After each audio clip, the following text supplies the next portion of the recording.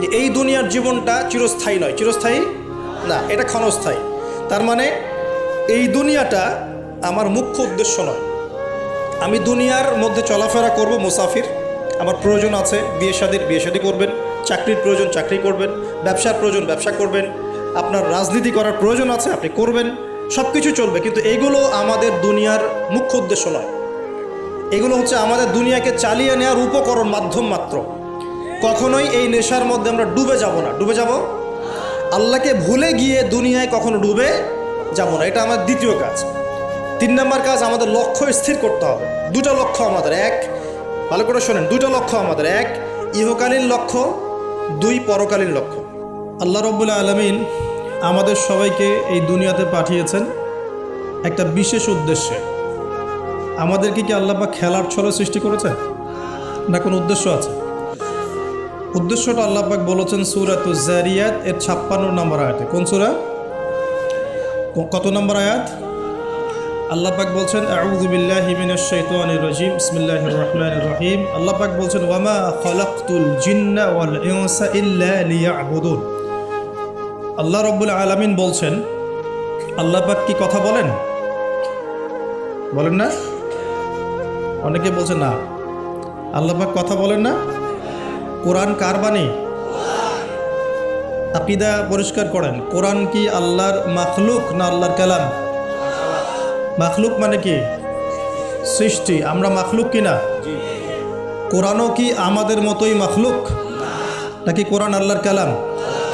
কালাম শব্দের অর্থ কি? কথা বা বাণী। তার মানে আল্লাহ রাব্বুল আলামিন কথা বলেন, আল্লাহ রাব্বুল আলামিন বলছেন। তার মানে কি আল্লাহ পাক এটা ওহী নাজিল করেছেন। আল্লাহ পাক বলছেন ওয়ামা খালাকতুল জিন্না ওয়াল ইনসা ইল্লা লিয়াবুদুন। আল্লাহ বলছেন আমি জিন আর মানব জাতিকে শুধুমাত্র আমার ইবাদত করার জন্যই সৃষ্টি করেছি, অন্য কোনো কারণে সৃষ্টি করি নাই। এখানে 2টা শ্রেণী পাওয়া গেল, একটা হচ্ছে জিন জাতি, একটা কে? মানব জাতি। জিন জাতিকে আমরা দেখতে পারি, দেখেছেন কখনো জিন? দেখেন নাই, কিন্তু আমাদের সমাজে অসংখ্য জিনগ্রস্ত মানুষ ঘুরে বেড়াচ্ছে। আমি বলি ঢাকা শহরে যে মেয়েগুলো চলাফেরা করে শপিং মলে, রাস্তাঘাটে, এখানে ওখানে, এদের একটা ভালো অংশ কিন্তু জিনগ্রস্ত, জিন ধরা। এটা হয়তো বলবেন কেমন করে এটা বলতে পারেন? হ্যাঁ, আল্লাহর নূর যাদের মধ্যে আছে তারা বলতে পারে। বহু মেয়ে আছে রাস্তাঘাটে ঘোরাফেরা করে, এরা জিনগ্রস্ত, জিন ধরা। জিন ধরা না হলে ওরকম নগ্ন হয়ে ঢং করে রাস্তায় চলাফেরা করতো না। উপরে একটা জিনের প্রভাব কি আছে? আছে। বিশ্বাস করছেন না? আল্লাহর নবীজি বলেছেন মুহাম্মদুর রাসূলুল্লাহ সাল্লাল্লাহু আলাইহি ওয়াসাল্লাম যে যখন কোনো মেয়ে বেপর্দা হয়ে বাহিরে বের হয় তখন শয়তান, শয়তান মানে শয়তান জিন না ফেরেশতা, তখন শয়তান ওই মেয়ের সৌন্দর্যকে পুরুষের চোখে লোভনীয় বা আকর্ষণীয় করে তোলে। কে করে তোলে? শয়তান। তোমাদের কারো যদি কোনো গায়রে মাহরাম বেপর্দা কোনো মেয়েকে দেখে খারাপ চিন্তা জেগে যায়, তাহলে তোমরা বাসায় চলে যাবে। কোথায় যাবে? বাসায়। সেখানে গিয়ে তোমাদের স্ত্রীর সাথে সময় কাটাবে, ইনশাআল্লাহ তোমাদের সেই খারাপ চেতনা চিন্তা দূর হয়ে যাবে। তার মানে এই হাদিস থেকে প্রমাণ হচ্ছে শয়তান বেপর্দা মেয়েদেরকে সুন্দর করে উপস্থাপন করে। জিন ধরা মেয়ে আছে সমাজে, এবং কোনো কোনো ক্ষেত্রে এখন ছেলেদেরকেও জিন ধরছে, ধরছে না? মাঝে মাঝে দেখবেন যে এই শীতকালে কিছু কনসার্ট হয়, দেখেছেন? কনসার্ট হয়, ফ্যাশন শোজ হয়, আরও অনেক ধরনের প্রোগ্রাম হয়। এগুলোকে নাম দিয়েছে মানুষ সংস্কৃতি। কী নাম দিয়েছে? ওখানে উঠে দেখবেন যে বড় বড় চুল আছে, অনেক লম্বা লম্বা চুল, একদম স্টেজের উপর উঠে লাফালাফি ঝাপাঝাপি করছে, দেখেন নাই? মিউজিক্যাল কিছু ইনস্ট্রুমেন্ট নিয়ে, দেখেন নাই?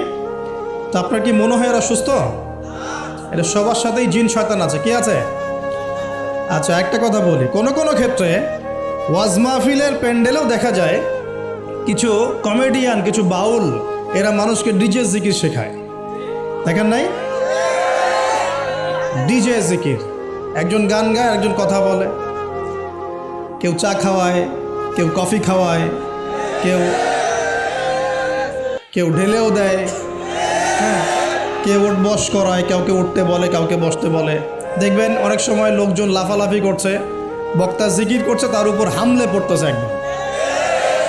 একটা দলিল দেখাবেন, খালি একটা দলিল যে নবী সাল্লাল্লাহু আলাইহি ওয়াসাল্লামের জামানায়, 4 খলিফার জামানায় তারা মসজিদে বসে এইভাবে জিকির করেছেন, একটা দলিল খালি দেখাবেন। যে কাজ নবী করেন নাই, তার সাহাবীরা করেন নাই। এখানে বহু ওলামায়ে কেরাম আছেন, আমি তাদের সামনে কথা বলতে লজ্জা ফিল করছি।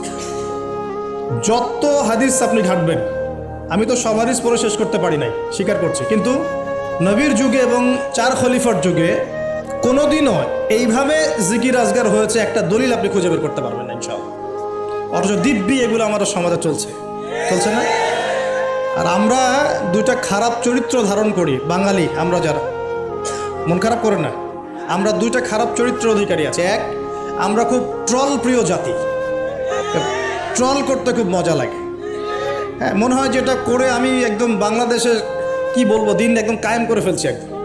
হ্যাঁ, এই ট্রল পাগল, ট্রল প্রিয় জাতি আমরা একটা। আরেকটা হচ্ছে আমরা ইস্যু পাগল জাতি। ইস্যু, একটা ইস্যু আসবে, খুব লাভঝাপ চলবে কয়েকদিন, ইস্যু শেষ, আবার লাভঝাপ শেষ। বিদেশিরা বলে যে এটা আমাদের শিক্ষার ব্যাপার আছে, কারণ নিজের মধ্যে ত্রুটি থাকলে তো সলভ করতে হবে কি না? নিজের মধ্যে ত্রুটি থাকলে সলভ করতে হবে না? তারা বলে যে আমাদের মাথা নাকি ওই যে বাক্সে বন্দি মাছের মতো। বাক্সে বন্দি মাছ দেখেছেন? এই যে অ্যাকুরিয়ামের মধ্যে যে মাছগুলো চলাফেরা করে, এদের স্মৃতিশক্তি খুব দুর্বল হয়। ওই ছোট্ট জায়গাটুকু ওদের কাছে মনে হয় বিশাল সমুদ্রের মতো।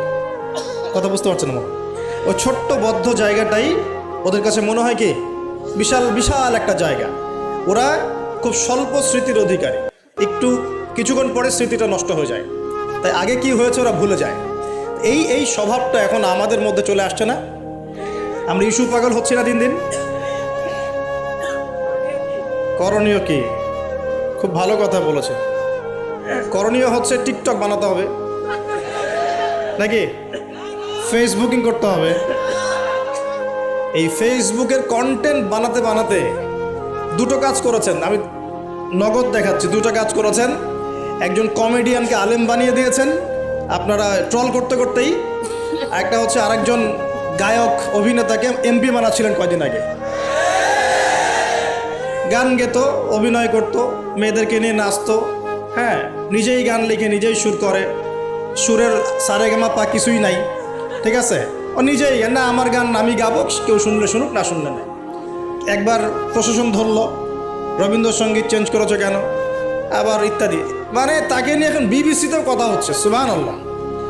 মানে এখন বড় বড় পলিটিশিয়ানরাও তাদের মূল্যবান সময় এইসব পিছনে নষ্ট করতেছে। হ্যাঁ, এটাও একটা ইস্যু। মানে এই যে ট্রল করতে করতে করতে করতে এখন আপনি তাকে কয়দিন আগে এমপি বানাচ্ছিলেন।